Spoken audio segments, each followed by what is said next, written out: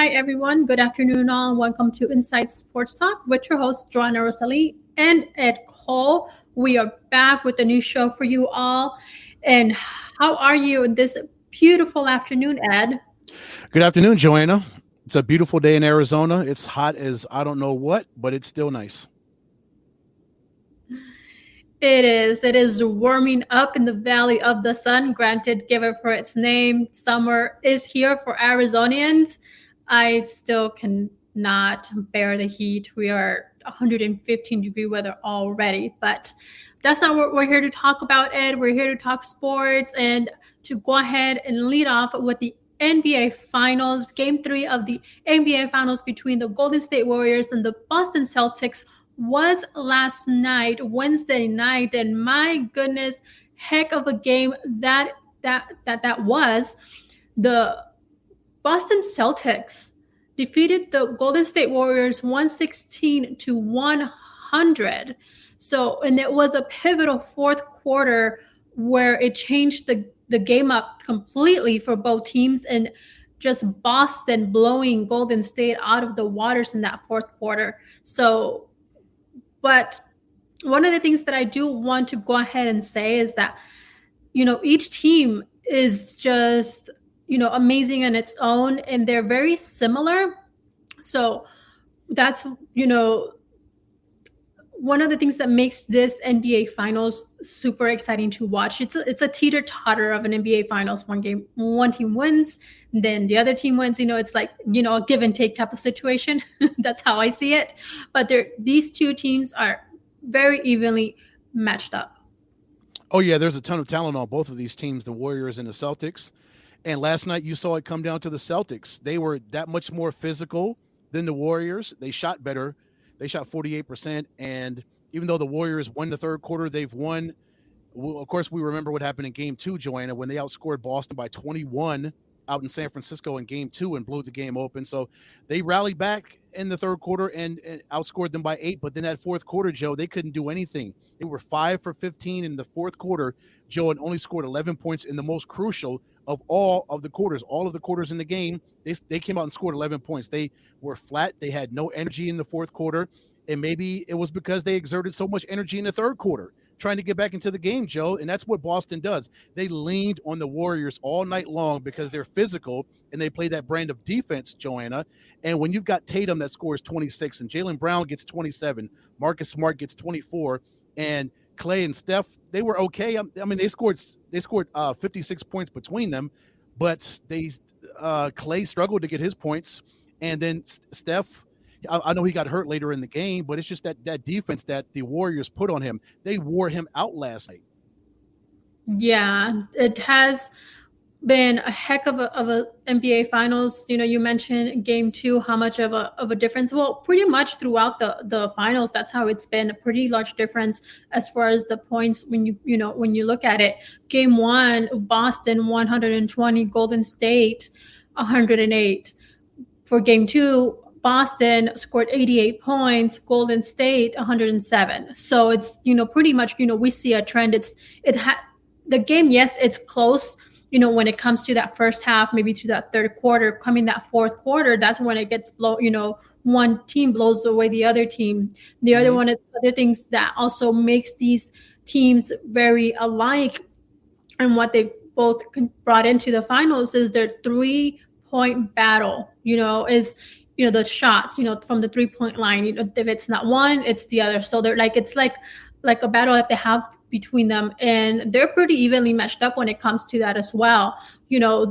So you mentioned the physicality of it. One of the things that I think with Boston, and I will say that Boston, and I'll give you my prediction now, is going to be the one who wins the NBA Finals. So their defense is what makes them who they are, and they just go and attack. We saw that how they went ahead and have gone after Steph Curry. So that's going to be a major impact for the Celtics or on the Golden State Warriors, I should say, where they're going to have to readjust them more. So we saw how that affected the team last night. The other one, which you don't really see across teams in the NBA, and I get on teams for this, and I've gotten on the Phoenix Suns for this, throughout the season and even during their playoff run was their second chance points. Those are that opportunity there where you can capitalize and can definitely set your tempo for a series or for even a game. So for the Boston Celtics, it was 22 points of second chance points. So they do go ahead and seek that opportunity. So, that also made a difference for the Boston Celtics last night. Yeah, you talk about plus 11 on the second chance points. Then we talk about points in the paint, Joanna. They were plus 26. 52-26, they outscored the Warriors in the paint. And then you talk about their offensive rebounding. They were plus 9. They had 15 offensive rebounds last night, Joe, and they were plus 16 overall as far as rebounding is concerned. 47-31 as far as the rebounding. Yeah, you mentioned the three-pointers. They were pretty much even. Golden State hit 15 and Boston hit 13, but you turn the ball over 17 times like Golden State did last night. You give up 17 points off turnovers. And then you talk about the second chance points. You mentioned that. And then all the other numbers I just threw out. That all leads to a Golden State loss in Game 3. And the Celtics knew they had to rebound from that 88-point game they had in Game 2, Joanna. It was plain and simple. They had to score more points. And did they not? They went plus 28 from what they did just a few nights ago out in San Francisco, going from 88 to 116. So scoring points, yes. Rebounding, yes. Second chance points, yes. Points in the paint, dominating down in the paint, dominating down in the green at the TD Garden. Boston did all that. Check all those off on the check mark on the checklist. No, definitely. And I want to go ahead and quote our good friend Coley Harvey. I don't know if you had a chance to see his story that he did for ESPN, but he touches on a major point. And I totally agree. And I've also said this throughout the season. It's the little things. The little things are that matter and what can make your run to winning even an NBA's finals championship and be crowned champion. So he points it out very well in his story. If you haven't seen it, you can go ahead and go to his social media. He has it up there. You can even go to my own social media story on Instagram, at least for the next 24 hours. So you can find it there, which I shared supporting my friends. And that's truly what it is that does, make an effect. And you touched, the points in the paint. So all those little contributing factors, you add that up, the turnovers, all of that, you pile that up, it makes a huge difference. So definitely Boston came out, seeking revenge from that loss against Golden State on Game 2. They capitalized on Game 3. So we'll see how the Golden State Warriors go ahead and are they able to go ahead and turn this around, or that Boston is just going to go ahead and continue feeding off of that hype from last night's game and go ahead and seek an advantage on the series even more over Golden State. And Boston knows what the key to victory is to beat the Golden State Warriors, right, Joanna? It's play as physical a brand of basketball as you can, which they did last night. Continue to crash the boards and get those second chance opportunities. They were 10 for 16 in those second chance opportunities, Joe. Guess how many chances Golden State had on second chance? 6. So they were plus 10. They had that many more chances to be a plus 11 as far as the second chance opportunities go. But 15 offensive rebounds, that's huge. When you can continue to atone for your misses and you can capitalize off of that and have 22 points in the paint, 22 second chance points, that gives you a huge advantage if you're Boston. And a situation when Draymond Green is not shooting well, Kevon Looney didn't really contribute anything, 6 points. Nobody really contributed off the bench. Jordan Poole had 10 points off the bench, but Otto Porter Jr. gives you 6. Gary Payton gives you 2. I know, granted, he's coming back from an injury, Joe. GP2 is coming back from an injury. So it's going to be it's going to give him time to really get back into the mix. But Clay and Steph, it's like you've got to get more help. Wiggins has got to step up and get more. Yes, he had 18 last night, but Draymond's got to give you more from an offensive standpoint. Yes, we know the Warriors do not rely on him for scoring. They rely on him for his defense and his assists and his ability to get in the other players' heads on the other side of the ball court. Yeah, no, definitely. So we'll see how Steve Curry comes out for the next game, for Game 4, being, you mentioned he had a slight of an injury. He wasn't doing so great after he took that fall. I believe, was it the fourth quarter, I want to say? Yes, it was the fourth. Third. So he did confirm that he will be go ahead. He will be playing on Game 4 tomorrow night, Friday.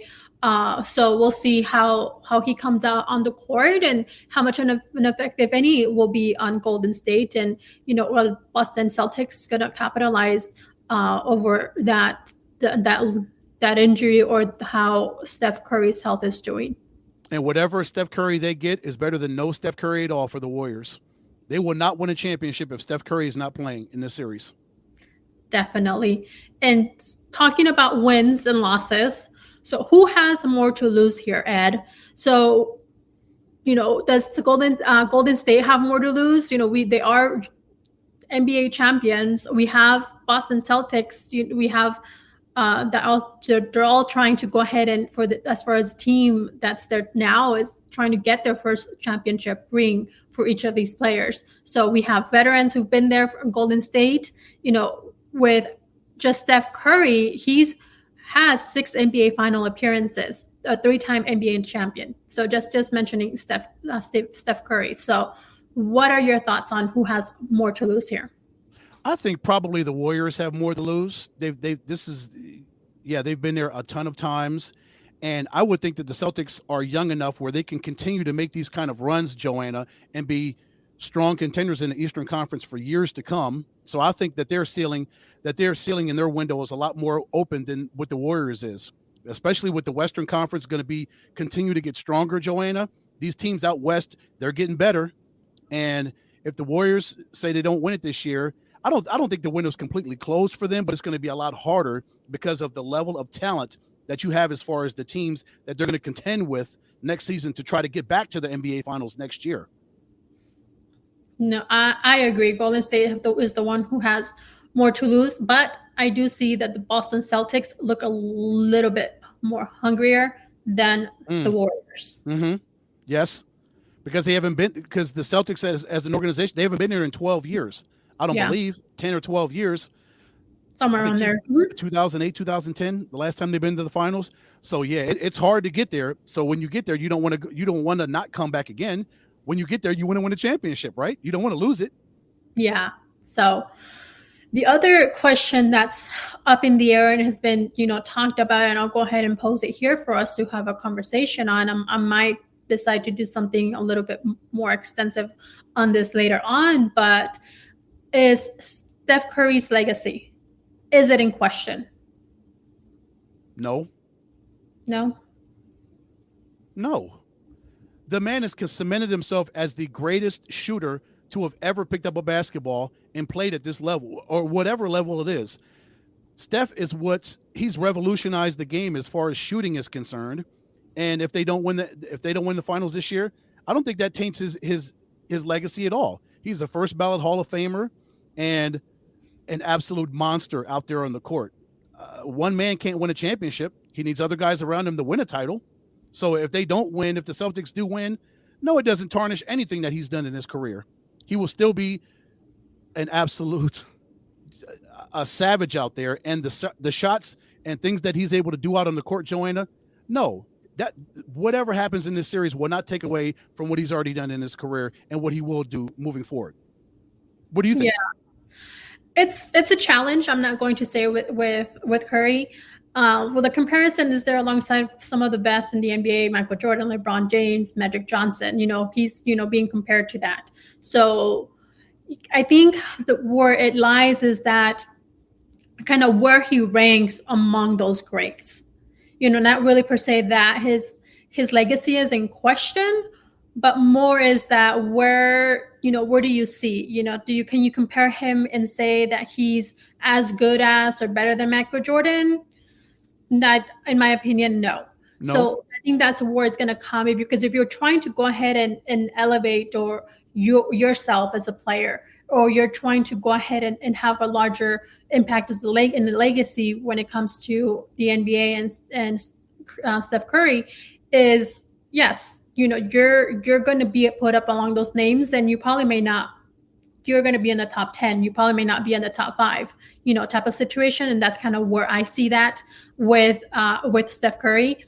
He's made history in game 1 just as, a week ago, just about a week ago of the NBA Finals, scoring the most 3-point shots in a quarter with a total of 6. First time that's ever happened in an NBA Finals. He has 6 NBA Final appearances, like I mentioned earlier. He's a 3-time NBA champion, 2-time most valuable NBA player, 8-time NBA All-Star. However, where this conversation comes in and why it's questioned and being questioned by many is that he has not won an NBA Finals MVP.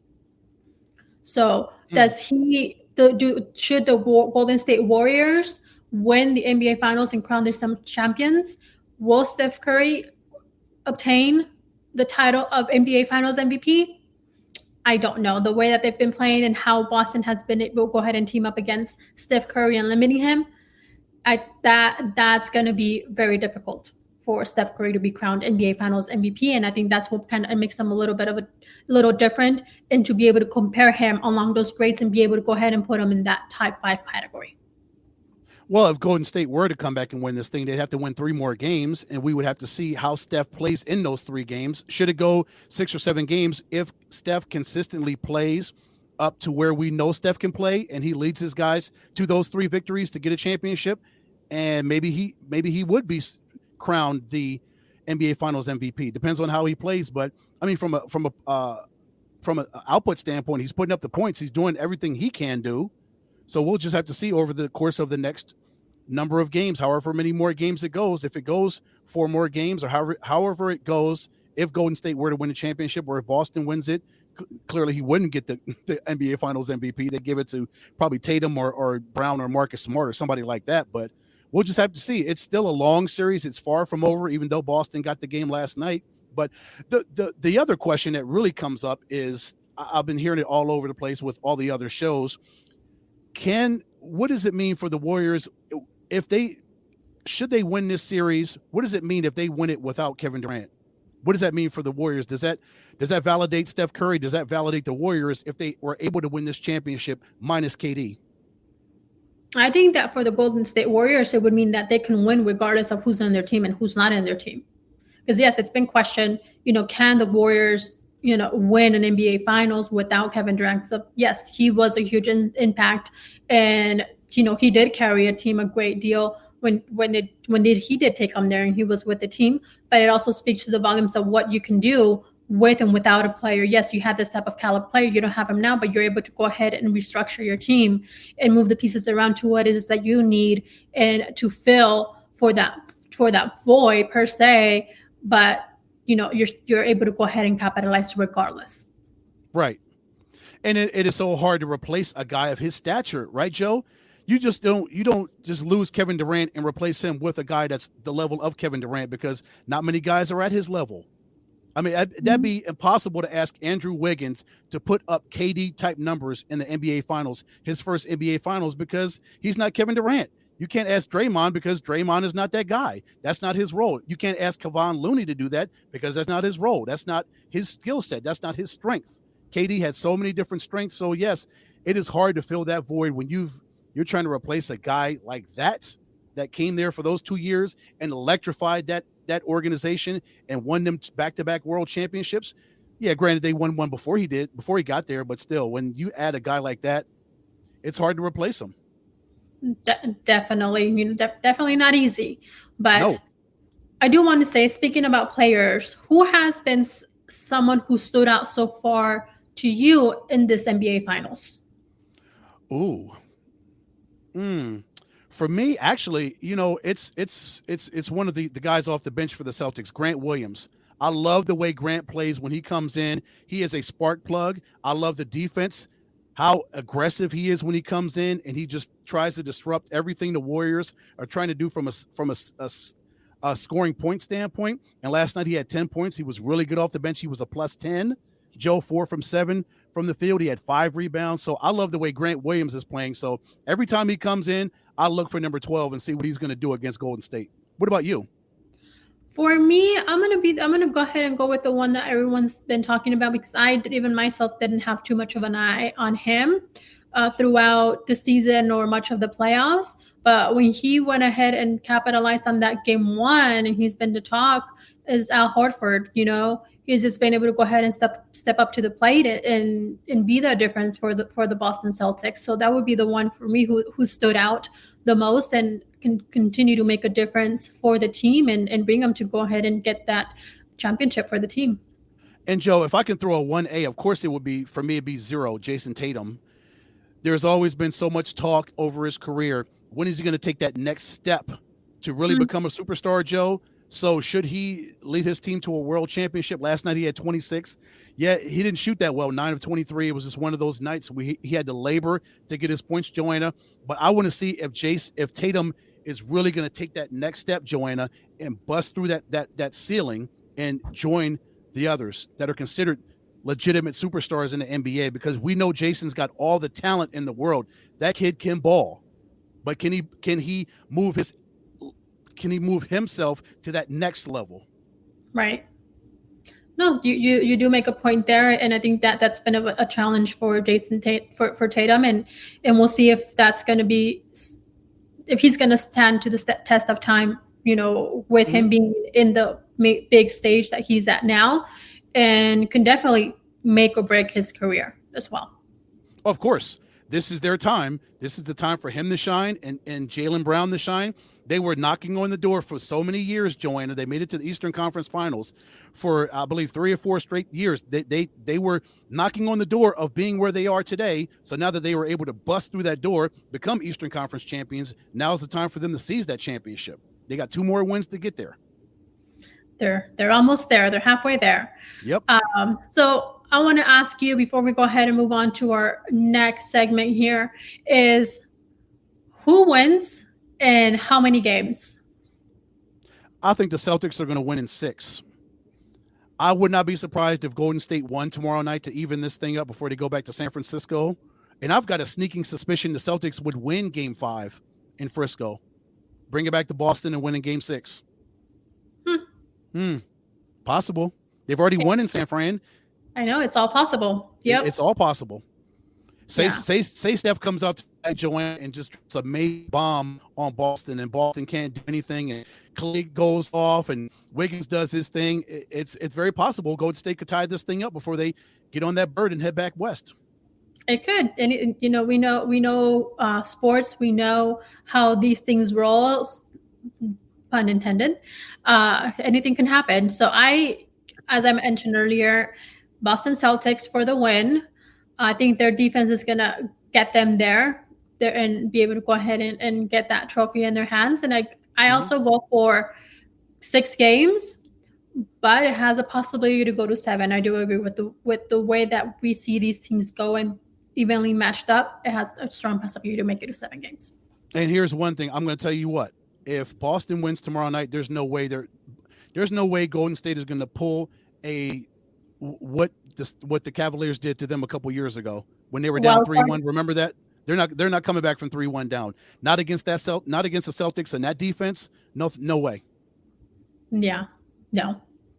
Definitely. So it is definitely a must win for Golden State tomorrow night. They lose, the series is over. They're down 3-1. No way. Speaking about playoffs or that of the sort, we have the NHL Stanley Cup Finals, Ed. So how much of a hockey fan are you? Do you follow it very closely at all? Yeah, quite well. This Lightning and Ranger series is pretty good, huh? They're tied 2-2, going for a Game 5. This is a good series, even though out west it looks like Colorado's pretty strong. They've been strong all year long, Joe. The Avalanche. That's an outstanding organization. They're strong. Yeah, so as you mentioned, that the Western Conference Finals have been determined. Colorado Avalanche advanced to the Stanley Cup Finals, sweeping the Oilers 4-0. So they're waiting for their rival for the Stanley Cup Finals. And then you mentioned that Eastern Conference Finals are still in play, with the series tied 2-2 between the New York Rangers and Tampa Bay Lightning. So Game 5 of the Western Conference Finals is tonight. Actually, not too far off from that game. So with New York, it's going to be in New York. Actually, Madison Square Garden is going to be lit up, and the Rangers fans, how die hard of a fans they are. So That's been a heck of a series. And I actually, after we conclude our show, I'm going to be jumping on and watching that because I like hockey. I don't follow it too closely. Just enough to know what's happening. But when it comes to the Stanley Cup playoffs and in the finals, that's where it lights me up. I do prefer to be at a hockey game and watch it. I think it's just much more exciting. You get that energy and that vibe it's not, you can't compare, of course, but I'll be definitely watching that Rangers and Lightning because it's going to be a heck of a series, and I think might even go, all the way to Game 7. So who knows? It could, and the fact that it's at the Mecca, Madison Square Garden, Joanna, the most famous sports arena in the world for Game 5, and again, you talked about how rabid that fan base is for the Rangers. They haven't been to the Stanley Cup Finals since 1994. They haven't been in almost. Was that six? Quick math, 28, almost 30 years. So Yeah. that fan base is jacked because their team is good again and they're relevant and they're 2 wins away from the Stanley Cup final. Yeah, from reaching the Stanley Cup final. So Joe, whoever makes it out of the East, they are in for a dogfight because Colorado is good. They're very good. Mm-hmm. So I take the New York Rangers. I have a little bit of a Ranger fan in me, just growing up and watching it and just being New York and being the Rangers. So you got them winning the whole series or just tonight?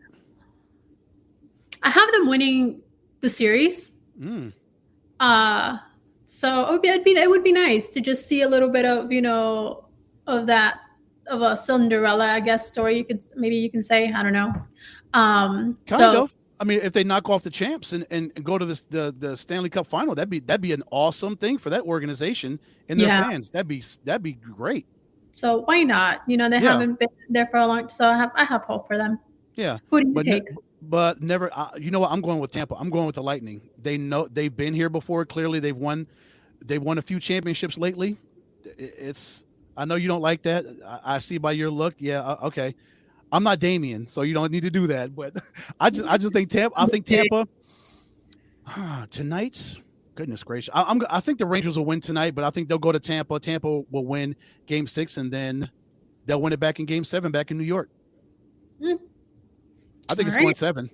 Yeah, I think so too. Anything can happen. Surprise gets to be a good surprise. But are you going to be watching tonight? Oh yeah, yep. Starts at 5. Pretty much. And as soon as we finish our show in 23 minutes, it'll be kicking off. They'll drop the puck, I should say, not kicking off. See, I'm thinking about football. I'm so excited. I know. I was going to say that too, and I was like, wait, nope, wrong reference. Wrong sport. They'll drop the puck at 5. There we go. Drop the puck. I know so many sports. It's easy to. Wait a minute. Get it together. They'll drop this guy. I got this at a Coyotes game. Nice. I was trying to get one at the final at their last game at the Hello River Arena. I could not get one, unfortunately. Yeah. But yeah, exciting times for the Coyotes, huh? I guess they'll hopefully move ahead with plans to do their entertainment district down in Tempe and see what happens with the future. But at least for the time being, it looks good for the Coyotes to stay here, right, Joe?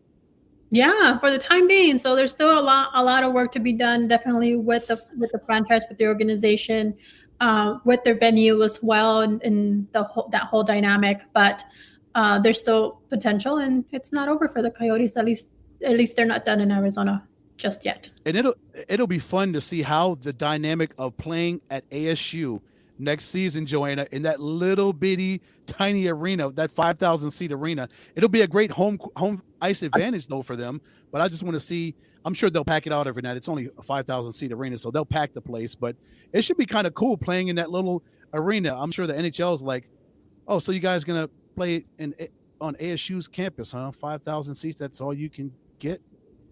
Well, most nights that's pretty much all they would get at Gila River Arena anyway. Yeah, but yeah, that there's a whole that's a whole nother story with that, which we will not get into tonight. Yeah, but I do want to go ahead and get into MLB, Ed. So we have the New York Yankees. They're lighting it up in the first half of the season. The question is, will they go ahead and be able to continue that the second half of the season? That is yet to be seen. But New York Yankees, they're 40-16. They're like 25 games above 500. They're at 7-1 4, and they've only lost one game, so they're not doing too shabby yet. So we also have the Aaron Judge hit his 22nd home run of the season just the other night. So they're the Yankees are. It's safe to say. I'm going to say it. Hopefully, we'll see what happens after I say it. But the Yankees are back. Oh yes, oh yes. 40-16. You mentioned 23-7 at home. They are holding court at home, and what impresses me, just like it does with the Dodgers, they're plus 101 in the run differential. Plus 101, Joe. So they are mashing teams, and they're not giving up a whole lot of runs. Just 168 runs. I wonder where that ranks. I think that's got to rank. That's tops as far as the amount of runs given up across the entire major leagues, Joe. Only, I think that the Dodgers are second at 191, but only 168 runs given up in 56 games. That's good. That's really good. That's impressive. Definitely. Wow. Yeah. The Dodgers, they're number one. One. That's about 3 runs a game. That's really solid pitching, Joe. That's about 3 runs a game. Mm-hmm. Yeah. No, the Dodgers have it all as well. 37-20, number 1 in the National League West. But the San Diego Padres are not too far behind. They're 35-22, just 2 games behind. San Francisco has fallen a little bit back. They're number 3 in the National League West. So we just keep going down from there. So which won't get into the Arizona Diamondbacks and the Colorado Rockies. Right now, they're having a bit of a rocky first half of the season. But, just going into the playoffs talk a little bit, I want to go ahead and see the Dodgers and the Yankees already kind of like duel it out and see what happens there, with that situation. But so you're only see them going into the postseason, and maybe even the World Series for these are going to be huge contenders. Well, I would think the Houston Astros would have something to say about that. Well, they're playing some really solid baseball. They're already running away with the West, Joe. They're up 9.5 games. You might. Do we just want to give them the National League, the American League West right now? Might as well. You can because the Los Angeles Dodgers, they have a losing streak of 14 now, which their coach was released. So yeah, Joe Madden. Yeah. Yeah, unfortunately, with the 14 game, or it was a 12-game losing streak at the time, where they released him and they told him sayonara. And he's not the only one. There was one other one. I can't remember who that was. Just a week before him. But yeah, you can probably, the Astros are going to be having it pretty easy in the American League West, though. That is really tough to lose 14 straight games. And I'm just wondering what's going on with the Rangers, the Mariners. I know what's going on with the A's. They've lost 8 in a row. That team is an absolute train wreck. But what is going on with the Rangers and the Mariners that they cannot make up ground and they can't pass the Angels, Joe, when they've lost 14 in a row? Both of those teams should have taken full advantage and just jumped over the Angels. The Angels should probably be in last. Well, they're not as the A's are worse than the Angels, but still they should at least be in 4th place in that division. And the Rangers and Mariners should be fighting for 2nd and 3rd somehow. Yeah. So yeah, that's definitely something to analyze a little bit further, which if we had the time, we would definitely do that, but not tonight. And Joanna, how about those New York Mets? They're still playing well. I believe they split a 4-game series out at Chavez Ravine over the weekend, right? Mm-hmm. Yeah, the Mets definitely, are still putting up a fight. They're not giving up, and they've definitely turned their team around. So the right now is a time where MLB is a time, where you can go ahead and see where everything's going to go. It's just only going to intensify and heat up from here. It's the summer. This is where your season is made, or you just say goodbye to any postseason hope. So we also have the MLB All-Star voting, which has kicked off. That kicked off yesterday. So I'm going to go ahead and be putting my votes in, as many as I can, for my players. I'm not going to say any names or anything, but right now is the time. Send your guys to the All-Star game and get to see them take part in that. So it's my favorite Midsummer Classic. That's no hidden secret.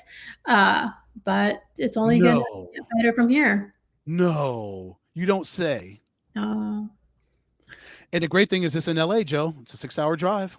I or, know. or an hour So, long flight. yep. So we'll definitely look forward to taking part in that. But I want to go ahead and take it to the NFL, Ed. What do you say? Yes. Yes. Yes. All I right. would never say no to the NFL. Come on. Well, we have Aaron Rodgers. He has said that he will finish his career with the Green Bay Packers. So, what does that mean for him in the Packers, Ed? It means that they're going to have a lot more success. Granted, you've lost arguably the best wide receiver in football in Devontae Adams. He goes to the Las Vegas Raiders, so that is going to be a huge void for them to fill. Joanna, I don't know what they're going to do, who's going to step up for the Packers, but I'm sure whoever it is, Aaron's going to have them ready to go, because you lose that kind of production in a guy like that in Adams, but Aaron's going to do his best. That guy can pull off. He does the most insane magic tricks with seemingly less talent if they're out there. But they'll find a good way to get them together. But it's great that Aaron. It seems like they patched everything up. It's always been documented the issues that he's had with the organization and vice versa. But at least for the time being, he says he wants to finish his career there. You know, Aaron makes these decisions, and he could change his mind in an instant and say, you know what? I changed my mind. I'm done. After this year, I want to trade. Who knows what goes on in the mind of Aaron Rodgers? Right. I would really like to know what goes on in the mind of Aaron Rodgers. But yeah, no, it's at least right now it's good news, with all the turmoil that's been faced, over the last couple of seasons. So this is good to have just some confirmation that he's not, teeter-tottering, and he's, at least focused and staying in Green Bay, at least for the season being. We'll still, when is he going to retire? That who knows when that's going to happen. But it's good, being that they're both on the same page, that they both have come and saying, let bygones be bygones. Let's just go ahead and look forward to a new season, a new page, a new chapter, with both of these, with both Aaron Rodgers and the Packers as a team, and the organization, front office, etc., with everything that went down. Hopefully they'll be able to go ahead and go into the postseason and not have any distractions. Yeah, well, they did have the distraction, but it didn't have too much an effect on them last season. We'll see how that can maybe be how much of a difference that can be come this season. And then the other question is, how much longer will Rodgers continue to play, and will he ride off into the sunset and lead the Packers to a Super Bowl before retirement? It's been a battle. It's a continuous battle for Aaron Rodgers. Yes, it's hard to get to the. He's got one championship, and that was 12 years ago when they won in 2010, when they went to Dallas and beat the Steelers. It's hard to get to the Super Bowl and win it consistently. So for Tom to get 7 of them, that's amazing in itself. To get one is an amazement in itself, Joe, but to get 7 of them, and I know Aaron looks at Tom like, wow, you got 7 and I only got 1. How many times did I get to the NFC Championship game and lose? Like it was a couple years ago when he played Tom at Lambeau and lost, and then they made it. It's difficult, but as long as he can stay healthy, Joe, and they put pieces around him, again, they've got to find a way to replace that kind of production from Devontae Adams, and that's going to be hard. But the Packers are that organization. They're masterminds at getting the proper talent in there to make Aaron Rodgers better. If that offensive line can stay better and he can stay healthy, they've got a very good defense, Joe. The Packers always consistently have a great defense. So they're straight on that side of the football. But Aaron's got to be able to have some guys to hand the ball off to, which he does in Aaron Jones, outstanding running back. But, man, you lose 17. Gosh, how are you going to replace that, Joanna? I don't have an answer for that. I think that's a question for the Green Bay Packers. Yes. So. But this is a time for Aaron and Matt LaFleur to continue to build their relationship, right? Because LaFleur is one of the great, outstanding young head coaches in the league. In the years he's been there, I think he's going on year 4 as the head coach of the Packers. He's done wonderful things with them. He's won 13 games or more every season. So he's got them right here. He's just got to take them here, like where my hand is, and Mm-hmm. be in the Super Bowl. So you ideally want them to play in that building that's right down the street from my house, right? Come next year, come next February. February Super Bowl time, that would be amazing. That would be the perfect Christmas gift. I think you would sleep out at State Farm Stadium, being a cheesehead that you are. You'd find out where the Packers team hotel is, or you'd be down at the convention center downtown for all the events every day. Don't give it away, Ed. Come on, please. Like you'd be the only Packers fan that would look to see where the Packers team hotel is here in Arizona. No, but still. Don't give away my secrets. Come Yeah, on. but that's a long ways away. They're still in minicamp, Joe. There's a long way to go There is a before the long Super Bowl. there is a long ways away, and I think Aaron Rodgers should ask Tom Brady a piece, a recipe of his success or a page out of his playbook on how he's able to go ahead and get to that many championship and or have as many championship rings as he has. Although you and I know part of that, but Yep. Some of the challenges that I think that Aaron Rodgers will go ahead and face this season, and you mentioned it, having that key player that they no longer have, and also his health, you mentioned it, is one of the things that really has hurt the Packers and has also hurt the chances of them advancing to the Super Bowl. So Yep. we'll see if this season is going to be any different for Aaron Rodgers and the Packers. Yes, because Father Time is undefeated, Joe. I know Tom Brady is bucking as far as Father Time goes. So yeah, like we don't have to Yeah. worry about Brady. He's going to play for another 50 years. Oh yeah, he definitely is Benjamin Button, right? Goodness gracious, Yeah. that guy is amazing. But yeah, if Aaron can stay healthy and he produces and the guys around him produce at a high level, and they work on their special teams, because that was one of their Achilles heels last season, the last couple of seasons, Joe. Special teams, that was one of the killer things for that football team over the last 2 years. But Aaron's got the talent right there, and he will make his guys better. Definitely. So Ed, I want to ask you, what is your buying power? As far as what? Just what's your buying power? If you want to buy anything, how much can you shell out? Decent amount. Okay. All right. Do you have enough buying power for the Denver Broncos? I don't have $4.65 billion of buying power, but there's a conglomerate that evidently does. Yes. Yeah, definitely. The Denver Broncos have entered a sale agreement of $4.65 billion, and that's billion with the B per ESPN. So it would become a record sale for not only an NFL team, but also for a North American sports franchise, Ed. So the sale agreement is headed by Walmart heir Rob Walton to include his daughter and her husband. And also Melody Hobson, get this, CEO of Ariel Investment. She's a chair of the board of Starbucks and a director at JP Morgan Chase. So what a heck of a group to go ahead and come together for this sale, looking to go ahead and close this out. The agreement is still Joe, I'm sorry? And you know who else she is?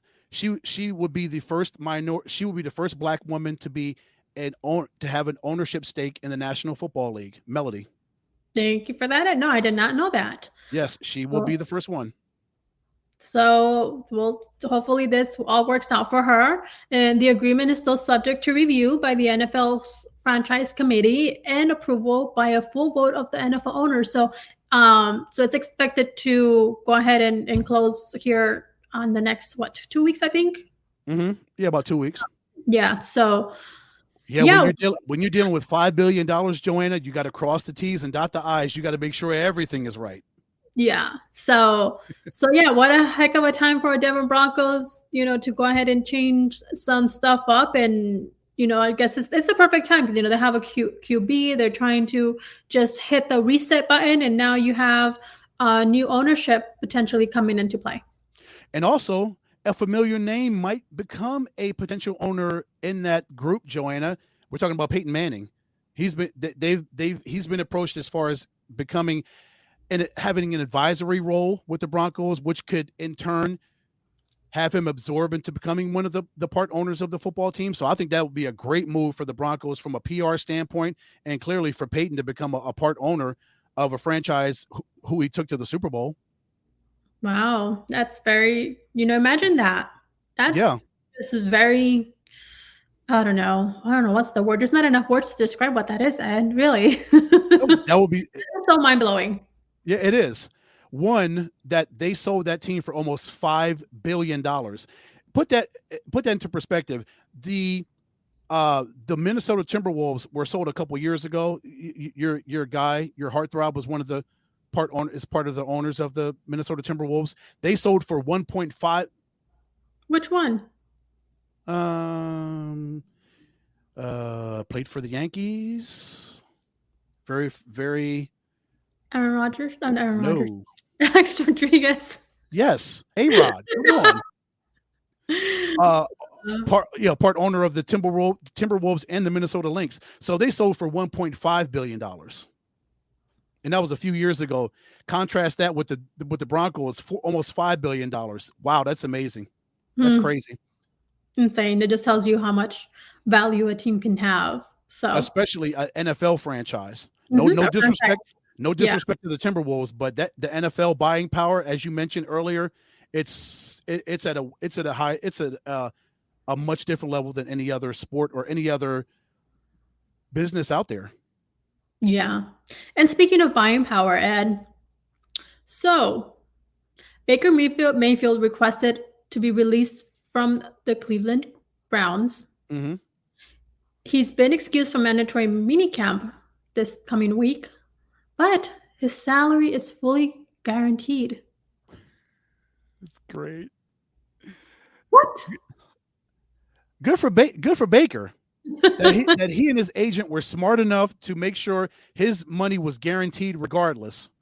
So if he ends up in Carolina, I know there's been so much talk about either Carolina, maybe the Atlanta Falcons. There's so many other teams out there that could potentially get Baker, but still, the brother's getting paid. Joe, you can't hate on that. He's getting paid. No, I'm not. I'm just saying that's something that you don't see. A player has to be released from a team. You have a contract. You typically have all these stipulations, or you lose out on all this money because of X, Y, and Z. Mm-hmm. But no, they were smart.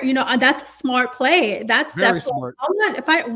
I want an agent that can go ahead and definitely keep all of my money, or much as my money, in my pocket, and I don't have to lose out on anything, when it comes to contracts and, when it comes, situations such as, if I'm a player. What are you talking about? You want an agent like that? You already have one. I do? Yes, you do. Who is it? That's some news to me, Ed. Who's my agent? Yeah, don't we both wish we had an agent like that? But isn't that great though, that Baker's making money and he hasn't stepped foot on a practice field or touched the football, and he's still getting paid? Definitely. No, props to him. I don't know what that salary is right now. I don't have that number. I'm trying to look it up right now. It's a pretty penny, Ed. So anyway, congrats to him, or in order for having such a great contract in place. Let's see, Joe. So his base salary this year is almost $19 million. So whatever it's working out to, for, I don't know how they work that out. Obviously I'm sure they get bi-weekly checks just like any other business does, but $19 million this year is he slated to make this year. Good for him. Very good for him. About money, I'm going to continue on the money talk, Ed. That's been a topic of the day today, but we have Cooper Kupp, who reached a 3-year, $80 million extension with the Rams. Yes, he did. Good for him. It includes a $75 million guaranteed, and a worth of $110 million, and it's worth over $110 million over 5 years of the deal. And that $75 million is the highest amount of guaranteed money given to any wide receiver in NFL history. You beat me to that. Wow. Yes. So he earned his money.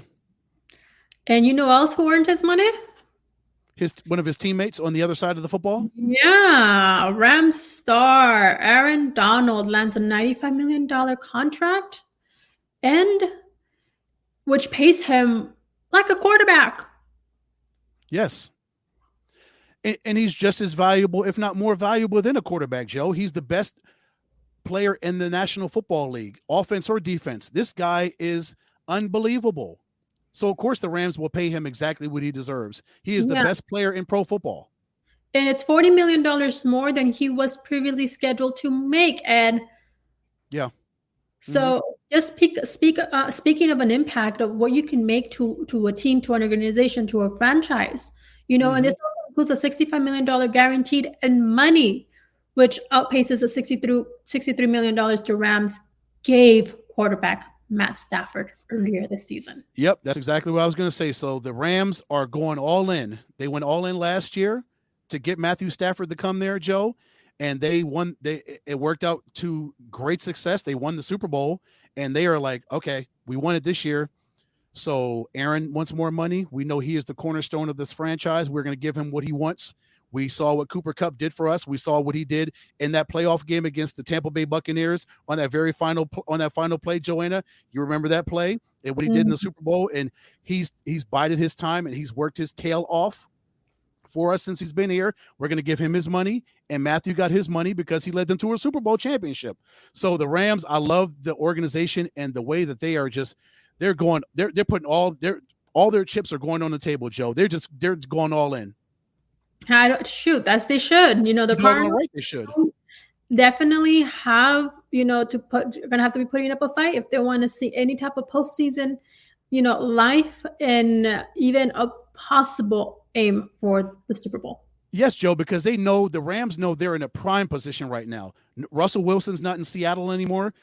They're at a crossroads right now. We don't know what the Seahawks are going to look like offensively, and their defenses, they've always been okay after the Legion of Boom, and the Cardinals are going to be. We don't know what they're going to be. They're going to miss DeAndre Hopkins for the first 6 games of the year. So offensively, they're going to be different. And we know the San Francisco 49ers. Who are they going to look like? What's Jimmy Garoppolo going to look like? Is Trey Lance going to be that guy that needs to step up if he needs to step up? We know defensively they're very good. The 49ers are, but they've been besieged with injuries over the last couple of seasons. So now the Rams are like, okay, we see what our competition's like in the NFC West. We're going to spend some money right here. We're going to keep our guys in-house. We won a Super Bowl. We got a beautiful stadium, and the feeling is great here in Los Angeles. So we're going to spend some money to keep that feeling going on for at least one more season.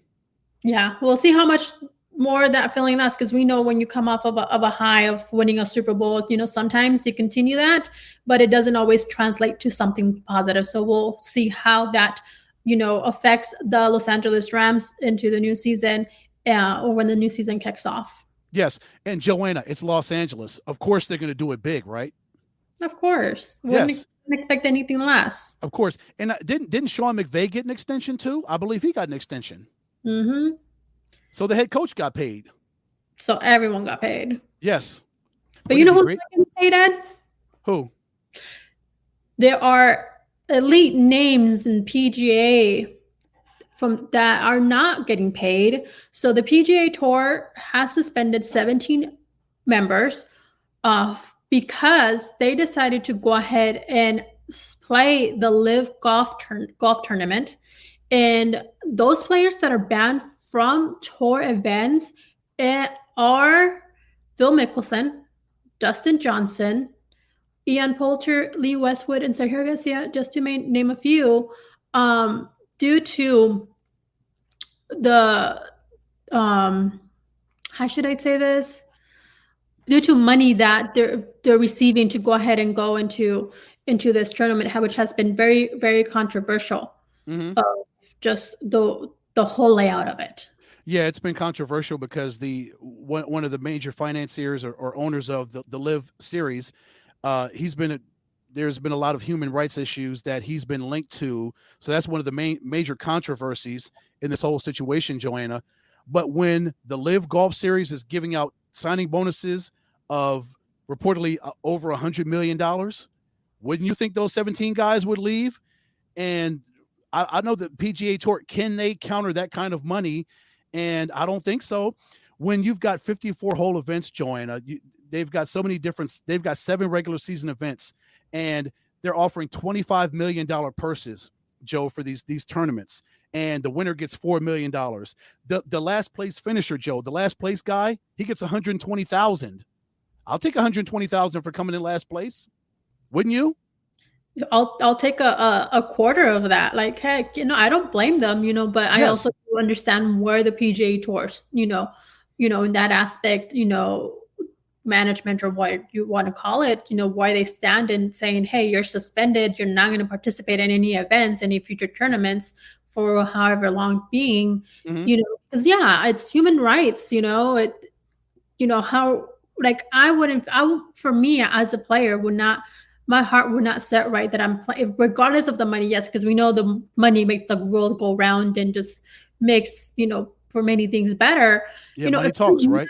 If I'm in need of it, oh, I don't know, but even still, like, it's just human rights, when that's an issue and someone, you know I wouldn't, as someone who has a stance as such as I do, which I'm not going to get into the details of that. I just wouldn't see myself going into a tournament or someone who represents, such a controversy. I would rather just, hold out and not even participate. Yeah, me myself, you're right. The money will be hard to turn down, but you're right. When you think about it in your heart of hearts, you look at yourself in the mirror and say, do I want to be affiliated with an organization that has these kind of controversial ties and these things that have happened? I don't know if I could be a part of that. I don't know if I could get on any golf course and look at myself and be like, okay, I feel good about this. I made the right decision when when it might not be the right decision because of what this organization, it doesn't stand for that, but the person that's behind it, they've had some really bad things that they were involved in and tied to. Do I want to be affiliated? Do I want to be known as a person that's a part of this organization? Yeah, no, yeah, that's exactly, definitely. I don't want my name to be tarnished because of having ties to someone Yes, who but that, took such an effect, made such an effect on human beings, on the world. yes, And to each their own, I get it. But I think, it's, one of the things that I learned is money comes and goes as well. So I rather stand with my beliefs and my values, regardless of the money, and be able to go ahead and be at peace with myself. true. But also from the player standpoint, they believe that they are truly independent contractors and they can go to and do whatever they want to do, which they should be well. That should be well within their rights. But the PGA Tour doesn't think so. That that's why they're levying out these suspensions because these guys are getting out of their contracts and they're going over to the Live Series. But it's, yeah, when you're throwing out that kind of money that we talked about, and for their season-ending championship, Joanna, it's going to be played in Miami in October. The purse is $50 million. When the Saudis are throwing out that kind of money, my goodness gracious, those human rights issues sometimes they do fall far back in a person's mind when you've got that kind of money they're throwing at you. It's only human nature. Yeah, no, understood. But you also understand that there's going to be consequences that will come along with that. Oh yeah, So what are you going to be able to go ahead and, because of the money and the millions of dollars, you're going to go ahead and, are you okay with living with those consequences? So which would evident. you rather, you know, take? You have to Yeah, weigh that consideration. evidently a lot of people are, because 17 of those guys are went over to the Live Golf. They're okay with the decision that they made. That's them. Like you said, Joe, to each his own. Everybody makes their own decisions. Those are all grown men there that have made that decision. And to go ahead and go over and leave the PGA Tour, hey, so be it. Yep. So be it.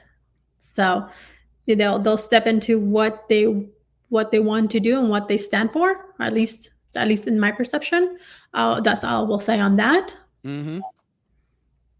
Ed, Yeah, this big money is a big money makes you make some kinds of decisions that could not always be the best ones. mm, yeah, Mm-hmm. Mm-hmm. definitely. We've seen that so many times in our lives, haven't we? No further comment on that. Oh, But look, Joe, we've hit the 1 hour mark. sorry. Look, Joe, we've hit the 1 hour mark. Let's move on. Yes. So with that, I was going to say that closes out or concludes our show for today. Ed, before we go ahead and give everyone our information on where they can go ahead and find us, do you have anything else you would like to share or add? Well, I think it was a great show. We hit all the bases, all the major sports. It's great to have it all back, and let's see what happens with the NBA Finals. And we'll see what happens with baseball. I know that's your baby. Let's see what happens come All-Star break, and can the Yankees continue on? Can the Dodgers move on? I would love to see a Yankees Dodgers World Series. That'd be phenomenal. That'd be great. Be great for TV too. They'd love those ratings. Definitely, the ratings would totally be blown out of the waters, and that's exactly what I've been wanting for 2 seasons now, I think, or more or less, is a Yankees and Dodgers World Series. So we'll see if that wish will come true this season, or if ever. But let everyone know, Ed, where it is that they can go ahead and find you on social media. Yep, on Twitter at EdCole43, IG at EdwardCole301, and on Facebook, look up Edward Cole. All right. So you can find me, Johanna-Rosalye, on both Instagram and Twitter at JRosalye. That's JROSALYE. You can find me on Facebook. Let's go ahead and look up Johanna-Rosalye. Just go ahead and like my page there. You can find Insight Sports Network on Instagram, Insight Sports Net, and on Twitter, Insight Sports _. Make sure you listen in or download and listen from wherever it is that you listen to podcasts. Thank you all for tuning in. This was Inside Sports Talk. Go Lightning. I thought you were going to say go Rangers, Joe. I'm trying to end the show with a funny. Oh, I thought you were just trying to be funny. Go Rangers. Yeah, I'm trying to be funny, but go Lightning.